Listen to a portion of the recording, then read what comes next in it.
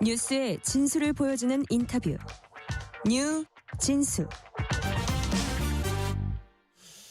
우크라이나 전장에서 생포된 북한군 포로들이 대한민국으로 가고 싶다는 친필 편지를 썼습니다.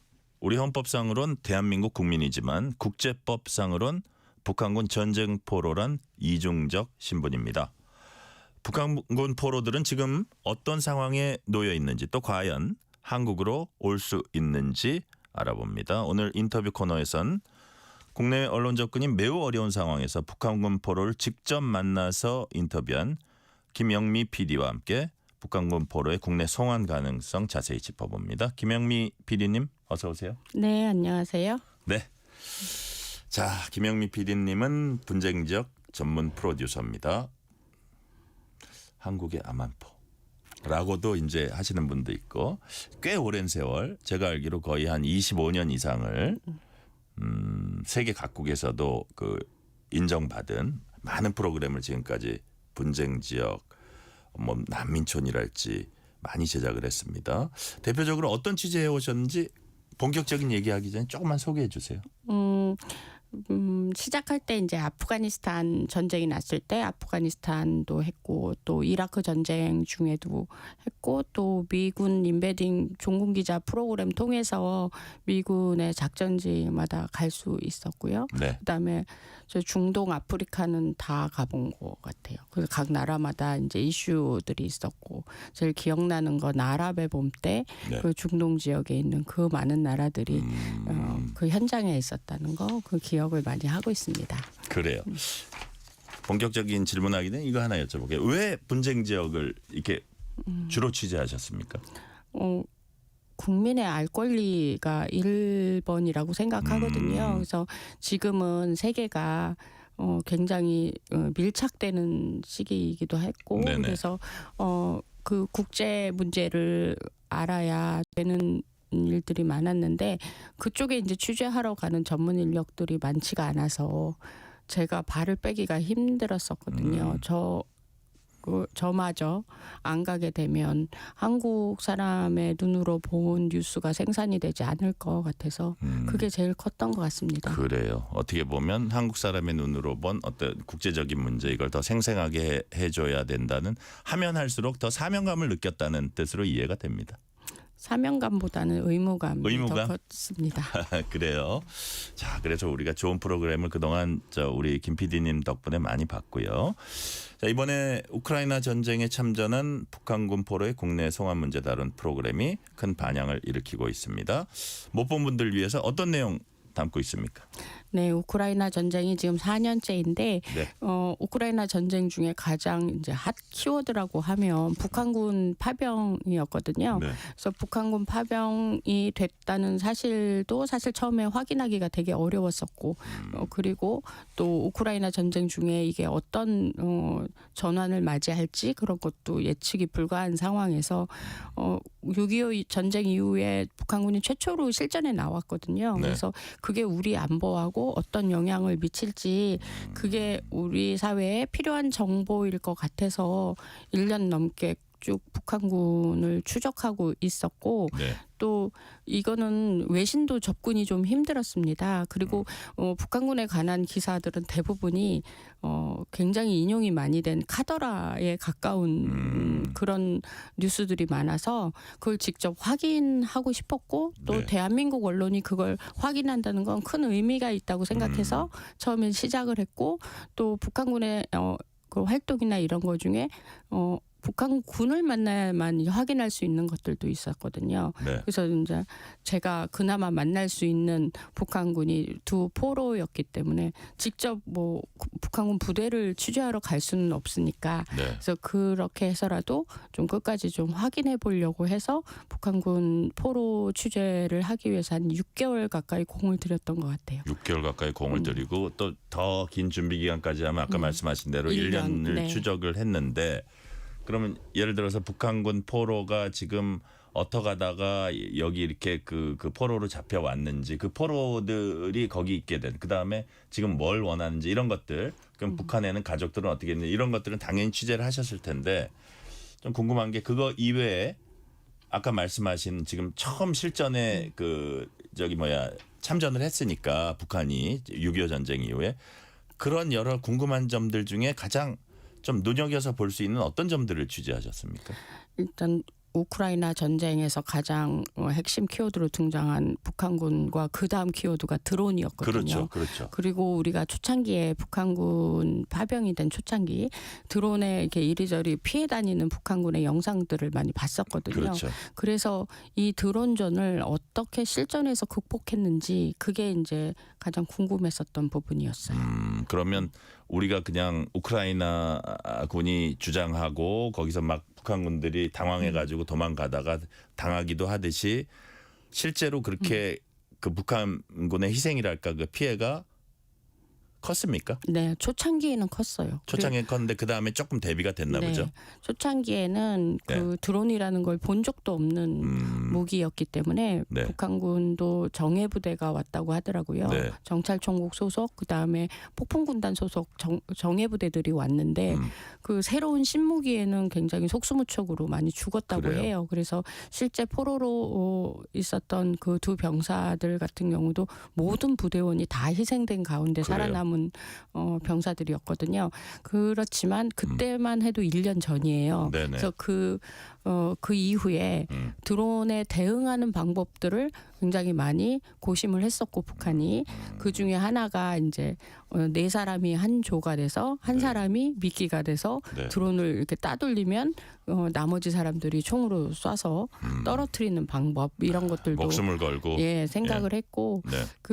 그건 아마 우리 군이 따라할 수가 없는 게 그 미끼로 이렇게 간 그 병사는 반드시 죽는다는 거예요. 그래요. 그러니까 서로 우리는 할 수 없는 방법이긴 하지만 본인들이 목숨 걸고 그런 방법까지 만들어냈고 또 제일 중요한 거는 북한군이 있었던 쿠로스크 지역에 러시아 신병 훈련소가 있었어요. 네네. 그래서 북한군은 북한 본토에서 이렇게 훈련을 다 받았는데 러시아 신병 훈련소도 같이 입소를 해서 훈련을 또 받았다고 하더라고요. 네네. 그래서 왜 받았냐라고 물어봤더니 드론전에 적응하는 훈련을 받아야 돼서 그 훈련 내용 중에 반 이상이 드론과 관련된 훈련이었다고 그렇게 얘기를 합니다.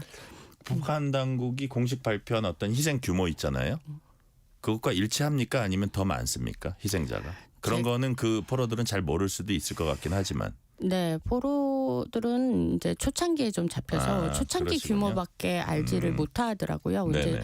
러시아 쪽에 확인을 해보면 거의 비슷했던 것 같아요. 그거는 수치는. 네. 희생 규모는 비슷하다. 자, 방금 몇 가지는 제가 사실 준비 안 했던 질문이 갑자기 이제 궁금해서 여쭤본 거고 제가 준비됐던 질문 아까 이제 6개월 내지 1년 걸렸다고 하셨는데 지난한 과정이었을 겁니다. 아주 끈질기게 그쪽을 이제 섭외하고 해가지고 결국은 북한군 포로를 2명 만나신 거잖아요.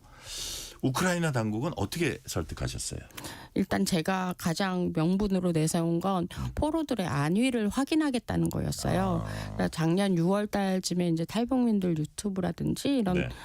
걸 보면 북으로 송환됐다. 혹은 사망했다. 이런 게 굉장히 많이 나왔었거든요. 네. 그리고 이들은 또 북한과 연도 있기 때문에 어찌 보면 정확할 수도 있겠구나라는 가능성도 있었기 때문에 네. 우크라이나 정부 쪽에 이들의 안위를 대한민국 언론이 확인하겠다. 근데 만약에 이걸 확인을 안 시켜주면 이건 분명히 어떤 신변에 문제가 있는 걸로 판단해도 되느냐라는 얘기를 많이 했었고 그래서 우크라이나 정부도 굉장히 고심을 했을 거예요. 네. 안 보여주자니 그렇고 보여주자니 또 여파가 있고 여러 가지 고심을 하다가 어쨌든 언론의 기본 원칙을 주장을 했고 네. 한국 국민이 알아야 될 알 권리다라는 부분들. 그래서 원칙을 많이 강조해서 설득을 했습니다. 그래요. 자, 좀 포로들 얘기 쭉 하기 전에 요거 약간 비껴난 얘기긴 한데 계속 이제 우크라이나 여러 차례 방문하시면서 이제 취재를 하셨을 텐데 체감하는 전황 지금 좀 어때요? 그 1년 전하고 비교하면은. 제가 이제 4년째 4번을 갔거든요. 그러니까 네네. 매년 한 번씩 가서 이제 취재를 했는데 갈 때마다 바뀌는 건 뭐였냐면 전사자들의 숫자들이 계속 늘고 있다. 그래요. 그리고 병사들을 갈아 넣을 만큼 양국이 러시아도 그렇고 치열한 교전 현장들이 더 많아졌다. 아, 그래요. 네. 오히려. 그리고 제일 제가 요번에 가서도 피부로 느낀 거 뭐냐면 탄도미사일이 수도 키이우까지 거의 매일 날아오는데 3발 중에 1발이 북한발 미사일이었다라는 거거든요. 예. 그래서 원래 저 북한 미사일은 잘 터지지도 않는다고 했는데 네. 생각보다 정확도가 높았고 네. 또 파괴력도 있었어요. 미사일은 미사일인지라. 그래서 우크라이나 시민들이 북한에 대한 감정이 굉장히 안 좋아서 네. 저희가 이제 마이크 대고 이렇게 물어보잖아요. 그러니까 북한에 대해서 어떻게 생각하느냐. 그러면 김정은이란 이름을 발음을 정말 한국 발음처럼 정확하게 하더라고요. 그래요. 정말 우리한테 왜 이런 짓을 하는지 묻고 싶다. 뭐 되게 그래서 적개심을 드러내요. 적개심이 굉장히 많았고 네. 또 북한에 대한 자기네들은 이제 미사일은 후방으로 쏘잖아요. 네. 드론은 어차피 그 전방에서 군인들끼리 하는 거지만 미사일은 자기네가 사는 공간으로 날아온단 말이에요. 그래서 훨씬 더 적개심이 많았고 또 이런 가운데 종전 협상이라는 또 그런 때마다 희망도 갖기도 하고 또 안 될 땐 낙심도 하기도 하고 이런 모습들이 굉장히 4년 전보다는 조금 더 역동적으로 그렇게 변하는 걸 봤고요. 또 이제 중요한 건 뭐냐면 러시아가 에너지 시설에 그 집중적으로 타격을 해요. 네네. 그러다 보니까 뭐 발전소라든지 아니면 우리로 치면 한국전력이라든지 뭐 이런 전력회사 뭐 이런 쪽으로 집중적으로 하다 보니까 지금 수도 키우야 2주 가까이 전기가 안 들어오고 난방이 너무 안 되다 보니까 굉장히 혹독한 겨울을 나는 거예요. 겨울마다. 그렇군요. 안 그래도 추운 지방인데. 네, 그래서 매일 밤 이제 전화해서 안위를 물어보고 이렇게 하면 전기가 안 들어와서 실내도 영하 8도라는 거예요. 그러니까 나가면 영하 30도 가까이 되는 데서 상상을 초월하는군요. 동상이 걸리고 아이들이나 노약자들에게 아주 혹독한 겨울이구나. 겨울입니다. 민간인 피해도 있을 거예요, 분명히. 그렇죠. 그 폭격으로 인한. 그죠? 민간인 피해는 너무 많죠. 그죠? 그 미사일이 날아와서 주거 공간에 떨어진다는 탄도 미사일이 막 그 수도에 떨어지면 우리는 그냥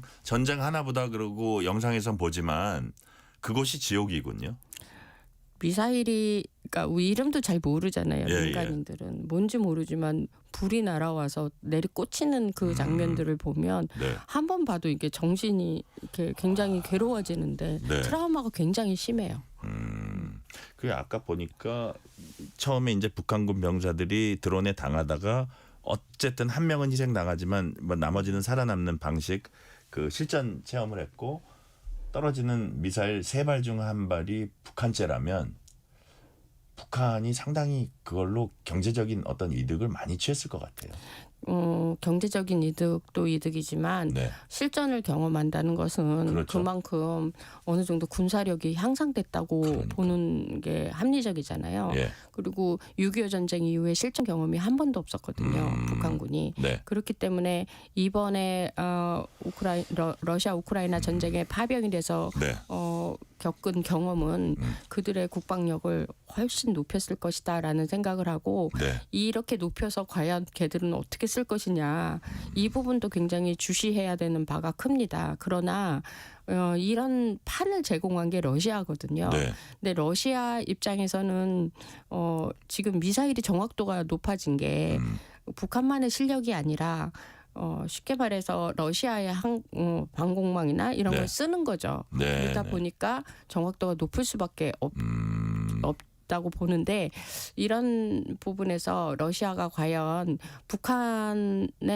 북한과 같이 교력을 해서 이번 전쟁을 승리한 다음에는 북한과 계속 교력을 할 것이냐 그건 또 저는 아니라고 보거든요. 그래요. 그래서 러시아는 한국과의 관계에서 굉장히 신경을 많이 쓰고 어떻게 됐든 마지막 선은 안 넘으려고 노력을 했다고 저는 보여지거든요. 그래요. 네. 그래서 전쟁이 끝나면 러시아하고의 관계 설정은 새로 재편이 되게 돼 있어요. 그리고 국제사회란 국제 관계 자체가 네. 각자의 이익을 우선시하기 때문에 지금 러시아가 지금 4년 전쟁하면서 돈이 지금 마를 대로 마른 상황에서 한국 같은 나라와 교력을 일부러 끊을 필요는 없다라고 보여지거든요. 우리도 그런 부분을 주목해야 된다는 말씀이시고 네. 지금부터 이제 본격적으로 자 포로들 얼굴이 모자이크 처리되지 않고 공개됐습니다.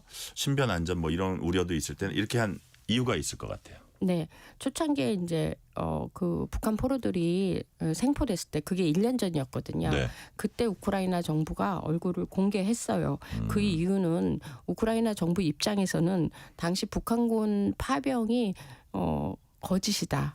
혹은 프로파간다라는 얘기를 많이 했었고 네. 그리고 심지어 러시아에서도 북한군 파병에 대해서 함구를 하고 있는 중이라 러시아의 민간인들조차도 그게 북한군 파병은 뭐 오보다 낭보다 이런 얘기들을 많이 했었습니다. 네네. 근데 어쨌든 당시 우크라이나 정부는 이 네. 둘을 공개함으로써 북한군이 파병됐다를 증명하려고 했었어요.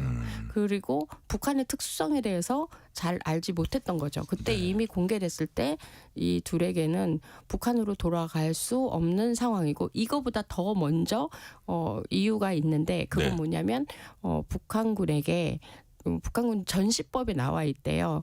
포로가 되면 역적이나 마찬가지다. 그건 뭐 뭐 중범죄로 취급을 자결을 한다는 하든지 거예요. 뭐 해야지 그대로 포도로 살고 있는 그 자체가 역적이다. 그렇죠. 그래서 두 포로들은 얼굴 공개와 상관없이 자기네들은 포로로 잡혔기 때문에 만약에 북송이 되게 되면 거의 삼족을 멸할 정도로 나 혼자만 죽는 게 아니다. 우리 가족하고 다 죽는다. 우리가 북송이 되면 네. 그렇게 얘기를 했거든요. 그래서 어떻게 보면 실전 경험이 처음이기 때문에 전쟁 포로도 처음 나왔잖아요. 북한에서. 네. 그러다 보니 이들이 얼마나 많은 사상 교육을 받았으면 그걸 본 적도 없는데도 그걸 믿고 있었고 네. 실제 그럴 거라고 장담을 하더라고요. 그래서 그런 거로 봤을 때 포로 잡혀는 그 순간 그다음에 우크라이나 정부가 얼굴을 공개한 순간 이미 이들의 안위는 북송이 됐을 땐 문제가 생긴다라는 네. 가능성이 생긴 거죠.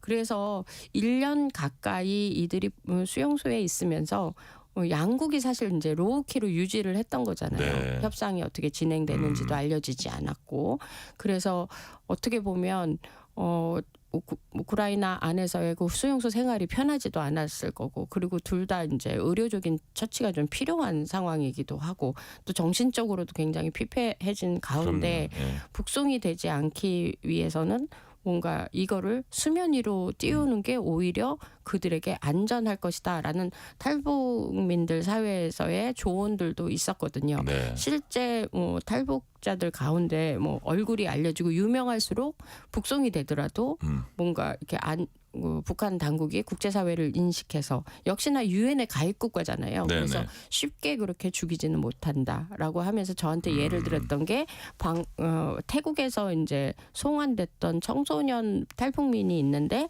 그들 얼굴이 다 알려진 가운데 북송이 됐어요. 근데 네. 이들은 그래도 가족들이랑 다 괜찮았다. 오히려 얼굴이 알려지면 이들을 함부로 하지 못한다라고 생각해서 저도 이제 전문가들과 협의를 하고 그래서 모자이크를 안 하고 공개하기로 결정했습니다. 그래요. 자 그리고 보니까 한국행을 원한다는 친필 편지에서 한국행 의사를 명확히 밝혔고요. 자 그리고 뭐 그거는 기본적으로 우리나라에 대한 선망 뭐 이것도 있겠지만 그거보다 더 근본적으로는 북한에 돌아가면 살 수 없다는 이런 두려움이 기본적이라고 이제 말씀하셨잖아요. 근데 처음에 이제 취재할 때 김 PD님한테 좀 경계했을 것 같고 근데 어느 순간에 막 노래도 부르고 왜 이렇게 바뀐 겁니까? 아마도 그 1년 동안 그 지하 감옥에 갇혀 있으면서 네. 바깥에도 못 나왔다고 하더라고요. 그래서 바깥 공기 한번 마시고 싶다 이런 얘기도 했었고 그러니까 둘이만 있으니까 이들은 사상이 변할 기회조차가 없었던 거예요. 네, 네. 그리고 누군가 우리 이제 청년들이 그렇잖아요. 뭐 어떤 결정을 할 때 자기가 결정한 것 같지만 부모님 의견도 들어보고 선후배들 얘기도 들어보고 이게 주위의 조언들도 많이 참고해서 결정을 하잖아요. 근데 이들에게는 그런 기회가 없었던 거죠. 미디어 이런 건 접촉 전혀 못하나요? 전혀 못하고 심지어는 우크라이나 말도 모르고 영어도 모르고 러시아 말도 모르기 때문에 의사소통에도 좀 문제가 있어 보였고 그래서 그렇기 때문에 네. 말이 통하는 남과 북이 상관없이 어떤 어른이 네. 본인들이 사는 공간에 들어왔을 때 이제 그들이 질문도 굉장히 많았거든요. 네. 그래서 그런 질문들에 답을 해줬고 그런 가운데 본인들이 저를 이제 친근하게 여기기 시작했고 사실 그들의 엄마들 나이하고 제가 똑같다 보니까 네. 엄마가 보고 싶은 그런 마음도 아마 있었지 않았나라는 생각을 하고 제가 처음부터 막 이렇게 취재한다고 인터뷰하지 않았고 네. 좀 기다려줬거든요. 그래서 질문 마음의 준비를 할 수 있게 네. 여유를 주셨군요. 기다려주고 그들이 질문이 처음에는 더 많았거든요. 그래서 그 질문할 때 답도 잘 해주고 무슨 얼마나 질문을 해요? 뭘 궁금해해요? 저에 대해서 궁금해했었고 이름이 왜 뭐냐. 우리를 만나러 왔냐 이거부터. 네, 그런 것도 아, 진짜 한국은 궁금해했었고 어때요? 한국은 이런 것도 물어봐요. 그런 거는 물어보지 않았는데 그래요? 본인들이 가고 싶다고 했는데 왜 아직까지 그 대한민국에 못 가고 있느냐, 전쟁은 끝났느냐, 네. 그리고 지금 정세가 어떻게 돌아가느냐, 북한군이 우리가 파병 났다는 걸 밝혔냐, 네. 이런 여러 가지를 물어봤었어요. 예를 들어서 그들이 한국은 민주주의 국가고 북한이 상상하기 힘들 정도로 잘 살고 있는 나라고 알고 있습니까? 그런 개념은 네. 잘 모르는 것 같았고 그래요. 네, 네. 단지 본인들이 살려면 대한민국으로 가야 되고 이제 가서 천천히 대한민국에 대해서 알아가야 되지 않을까 이렇게 생각을 했고요. 네. 어릴 때부터 이제 이들은 이제 고난의 인군 때 태어난 네네.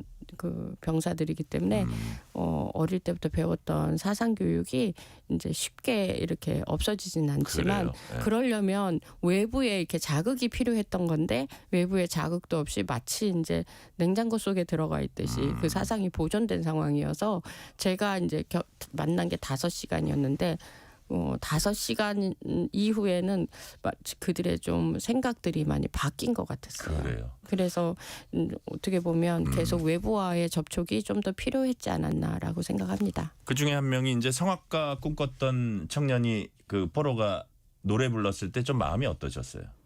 저 되게 놀랐어요. 그래요? 그때 그 친구가 목소리가 좀 바리톤 목소리인데다가 굉장히 성량이 컸거든요. 이렇게 카메라에 녹음이 되면 저희가 오디오 조절을 해서 네. 이렇게 어느 정도 나가지만 실제 들을 때는 목소리가 엄청 커가지고 그 우크라이나 간수들이 깜짝 놀랐다는 그래요. 거예요. 한 번도 웃지도 않고 말도 많이 안 하고 뭐 말해도 잘 몰랐고 언어가 안 통하니까 그러던 친구가 노래를 저렇게 잘 부르냐 하면서 굉장히 깜짝 놀랐고 네. 그 노래가 어머니에 관한 노래였어요. 그래요. 그래서 어떻게 보면 마치 유언처럼 나만의 기록을 좀 남겨놓으면 혹시나 어머니가 보지 않을까라는 생각을 하는 거가 아닐까라고 노래 들으면서 느꼈어요. 그래요. 4927님이 이런 메시지 주셨습니다. 우크라이나전에서 포로가 된 북한 군인이 한국행을 원한다면 정부는 외교적 채널과 가능한 방법을 동원해서 국내로 꼭 데려오도록 했으면 좋겠습니다. 그들도 분명 우리나라 국민입니다. 맞습니다. 우리 헌법상 대한민국 국민입니다. 자, 북한군 국제법상으로는 이제 포로지만 그렇습니다. 자, 지금 데려오려고 주로 우리가 이제 우크라이나 정부하고 얘기를 하잖아요. 북한에서 데려가려는 북한의 움직임은 없습니까? 전쟁 당사자국이 일단 아니고 우크라이나 정부와 외교적 채널도 없고요. 아, 그렇군요. 그 전에 이제 북한 대사관이 있었대요, 90년대에. 근데 지금은 외교 관계도 되어 있지 않기 때문에 뭐 맘만 먹으면 러시아를 통해서 하겠지만 러시아와 우크라이나 간에도 한 라인이 없는 상황이어서 그럴 상황은 아닌 것 같아요. 북한으로 갈 가능성은 희박한 상황이네요. 만약에 네. 그들이 생사가 확인되지 않는 가운데 있었으면 뭐 쥐도새도 모르게 됐을 수도 있겠다라는 그런 조급함이 저한테 있었었거든요. 예. 그리고 종전 협상이 되면 양국의 포로들은 다 집으로 돌아가야 되는 게 제네바 협약이거든요. 네네. 그래서 그 전에 그들의 의사 표현을 들어주고 싶었고 그리고 어쨌든 방송에 나와서 본인의 의사 표현을 정확하게 했잖아요. 그래서 네네. 본인의 의사가 제일 중요한 게 제네바 협약입니다. 그래요. 그래서 국제법과 제네바 협약에 의해서 이들이 인도주의적 위기가 있는 북한으로 가지 않고 네. 본인이 원하는 곳으로 가야 되는 것이 정상적인 사회인 거죠. 그래요. 어쨌든 우리나라하고 우크라이나의 어떤 외교적인 문제라고 기본적으로는 이제 그런 문제입니다. 우리나라로 데려오는 문제는. 자, 그래서 지금 국회 토론회에 최근에 이제 참석을 하셨어요. 역시 주제가 유영원 국민의힘 의원이 주최하는 세미나 토론이었는데 우크라이나 북한군 포로 국내 송환 어떻게 해야 하나 이 주제였습니다. 자, 우리 외교당국, 우리 정부가 어떻게 해야 된다. 거기서 토론회에서 무슨 말씀하셨어요? 일단 포로들의 의사를 확인해서 그들이 정확하게 대한민국에 오고 싶다라는 부분들을 인정하고 네. 그 1단계가 그거죠. 그리고 그 다음에 우크라이나 정부와 협의를 해야 되는데 우크라이나 정부는 그 1년 전하고 지금하고 상황이 많이 다릅니다. 그래요? 지금 북한이 만약에 북송을 했을 때 인도주의적 위기가 있다. 그러니까 처형을 당하거나 이런 상황이 됐을 때 예. 우크라이나 정부가 제일 타격을 많이 받을 거예요. 왜냐하면 전쟁을 4년 동안 수행하면서 많은 나라들의 원조를 받고 네. 전쟁을 수행했잖아요. 예. 그건 인도주의적인 차원이었거든요. 그런데 본인들이 인도주의적 위기를 방치했다라고 했을 때 우크라이나 정부도 상당히 부담을 느낄 수밖에 없어요. 그런 논리에 좀 압박은 필요하겠네요. 그렇죠. 네. 그래서 방송을 통해서 그런 부분들로 인해서 우크라이나 정부가 제일 압박을 많이 받았다고 생각을 하는데 우리 정부 입장에서는 이게 선례가 없는 일이잖아요. 어떻게 보면 분단의 아픔이에요. 그러니까요. 전쟁 포로이면서 또 우리 국민인 이런 상황들 예측이 가능했던 부분이 아니잖아요. 네네. 그래서 처음 생긴 일이니까 매뉴얼이 없으니 지금부터 뭔가 이렇게 길을 만들어야 되는데 네. 그런 부분에 있어서 정부가 당황할 수밖에 없다는 걸 충분히 이해가거든요. 그러나 지금 종전 협상이 많이 진행이 되고 있잖아요. 이전에 종전 협상했을 때는 저는 그게 신빙성 있고 뭐 유효하다라고 생각 안 했던 거는 네. 우크라이나 정부 당사자가 참여하는 종전 협상이 아니었기 때문이에요. 그 전쟁 당사자인 우크라이나 정부가 지금 3자 회담으로 참여를 하고 있잖아요. 그러면 이건 진짜 종전까지 갈 수 있겠다라는 가능성을 저는 보고 있거든요. 네. 그래서 어느 날 갑자기 그렇게 되면 급진전이 됐을 때 우리가 손을 못 쓰고 놓칠 수도 있겠다라는 생각이 굉장히 위협적으로 저는 느껴졌기 네네. 때문에 정부에겐 또 시간도 많지 않을 거라고 생각할 거란 말입니다. 그리고 방송 나가고 국민들이 우리 사회가 좌우로 많이 이렇게 갈라져 있음에도 불구하고 좌우가 한 목소리예요. 그들을 데려오라고. 그렇기 때문에 많은 압박을 느끼실 거라고 생각을 해요. 근데 선례가 없기 때문에 국민들의 여론을 받아들여서 정부는 수행을 하면 되거든요. 네. 그래서 그런 부분들 우크라이나 정부와 잘 협상을 하고 어차피 인도주의적인 해결책밖에 이건 방법이 없다. 그리고 제네바 협약에 근거해서 원칙을 생각할 수밖에 없다라는 게 제 생각인데요. 그 우크라이나 정부나 우리 정부나 똑같은 네. 북송됐을 때의 어떤 위험 부담을 갖게 된단 말이죠. 그렇죠. 그래서 아마 진전을 계속 시키려고 노력하실 거라고 믿습니다. 그래요. 지금 어떻게 보면 아주 복잡한 문제를 좀 더 심플하게 생각하면 되는데 그들은 살려야 되잖아요. 그들을 죽일 수 없고 그렇다면 결국 인도주의적 해결책 그 방향으로 가야 된다. 그런 말씀이시고 자 역시 인도주의 차원에서 우크라이나 그 많은 나라들 한국을 포함해서 도움을 받았으면 본인들도 그런 외교적 해결 여기에 나와야 된다는 건데 여튼 그 북한군 포로 아주 좋은 방향으로 이제 갔으면 좋겠는데 예를 들어서 아까 말씀하신 부분 중에 제네바 협약에 따라서는 제네바 협약에서도 기본은 그 본인들의 의사에 충실해야 된다 그런 뜻이에요. 네, 원래는 전쟁이 끝난 후에 각자 본국으로 송환하게끔 돼 있어요. 전원 네네. 소환하게. 네. 근데 만약에 본국으로 소환됐을 때 인도주의적 위기가 있다면 네. 본인이 희망하는 곳 제3국을 갈 수 있다거든요. 네. 근데 이제 여기서 또 우리가 분단의 아픔이자 특수성인 거죠. 우리 국민이기도 한 거예요. 그래서 본국 송환이란 반드시 북한을 얘기하는 거냐, 네. 그게 아니라 한국으로 간다 해도 상관없는 거냐. 여기에 이제 처음 있는 일이기 때문에 네. 어떻게 보면 좋은 선례로 이게 남아서 향후에 어떤 이런 상황이 벌어지더라도 그때는 이렇게 젊은 청년들이 1년씩이나 네. 시간을 그 지하 감옥에서 보내고 그러지 않을 수도 있겠죠. 네. 남북 관계나 이런 데 대한 약간 우려도 할 수 있지만 이건 인도주의적인 차원을 최우선적으로 했으면 좋겠다는 말씀이시고 6824님 마지막 질문하기 전에 문자 소개해 드릴게요. 듣고 있는 내내 눈물이 납니다.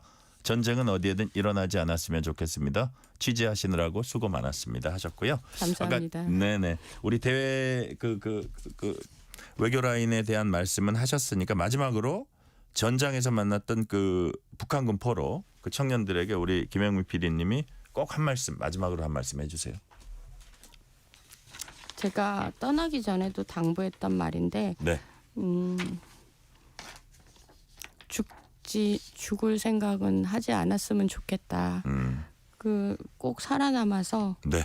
한국에 와서 본인이 꿈꾸던 미래 성악도 하고 네. 컴퓨터도 하고 평범한 대학생이 되기를 음. 바란다라고 제가 거기서도 해줬던 얘기고 네. 지금도 그렇게 생각하고 있습니다. 어떻게 보면 북쪽에 어머니들이 있잖아요. 그 두 네. 병사가 그 두 병사의 어머니가 자기 자식을 어떻게 구해줄 수도 없고 그런 상황일 거잖아요. 네네. 그러면 남쪽에 있는 부모님들이 구해주고 또 돌봐줄 수 있는 거잖아요. 아직 네네. 젊은 청년들이거든요. 네. 미래를 그 미래는 돈으로도 산산할 수 없는 거니까 그 젊은 청년들의 미래가 우리 남쪽 부모님들이 챙겨줬으면 좋겠다라고 생각합니다. 그래요. 자, 북에 있는 어머님이 챙겨줄 수 없는 거니까 남쪽에 있는 어머니들이 챙겨주자. 꼭 살아남아서 꿈꾸던 일을 해라. 오늘 말씀 여기까지 듣겠습니다. 지금까지 분쟁 취재 전문 프로듀서 김영미 PD였습니다. 오늘 말씀 감사합니다. 감사합니다. 편지 왔습니다.